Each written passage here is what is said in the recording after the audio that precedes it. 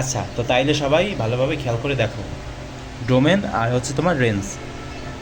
তো আগে কিন্তু উদাহরণ না, আগে হচ্ছে তোমার সংজ্ঞাটা একটু ভালোভাবে বুঝে নিতে হবে, একটু ধৈর্য ধরে পড়ো যে কী লেখা আছে। কোনো অন্বয়ের কর্মজোড়গুলোর প্রথম উপাদানসমূহের সেটকে এর ডোমেন এবং দ্বিতীয় উপাদানসমূহের সেটকে এর রেঞ্জ বলা হয়। বুঝতে কি পেরেছো?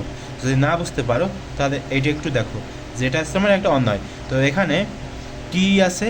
এখানে আছে কিছু উপাদান আছে, ঠিক আছে, 2,1, এরপর তোমার 2,2, 3,2, 4,5। আচ্ছা, ভালো কথা। তো এখানে এই যে ক্রোমোজোরগুলো যে আছে না, তো এই ক্রোমোজোরগুলোর প্রথম উপাদানগুলো কি কি আমি যদি এখানে একটু লিখি তাহলে এখানে কি লেখা যায়? 2, এরপর হচ্ছে তোমার এখানে আছে 2, এই 2 লেখা লাগবে না। দুইটা যদি 2 থাকে বা দুইটা যদি এক জিনিস থাকে তাহলে একটা লিখতে হবে। এরপর হচ্ছে তোমার 3, এরপর হচ্ছে তোমার 4, ঠিক আছে। এটা কি? এটা হচ্ছে আমাদের প্রথম উপাদান। আর দ্বিতীয় উপাদানের মধ্যে কি কি আছে? দ্বিতীয় উপাদানগুলোর মধ্যে হচ্ছে তোমার 1, এরপর হচ্ছে তোমার 2, 2 কয়টা?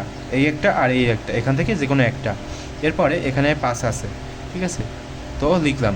এখন এখান থেকে ডোম কোনগুলো আর রেঞ্জ কোনগুলো বলতে কি পারবা? অনেকে হয়তো বলতে পারবা। যেখানে ডোমেন আছে তোমার এই যে 2, 3, 4। কেন ভাই?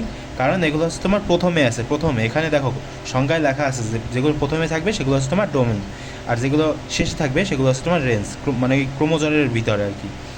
তো শেষে আছে কি ভাই? শেষে শেষে আছে হচ্ছে তোমার 1, 2, 5, ঠিক আছে। বুঝতে কি পারছো? যদি না বুঝতে পারো তাহলে আবার একটু রিপিট করো কষ্ট করে, আর একটু সংজ্ঞাটা ভালোভাবে মনোযোগ সহকারে একটু পড়ো, তাহলে বুঝে যাবা।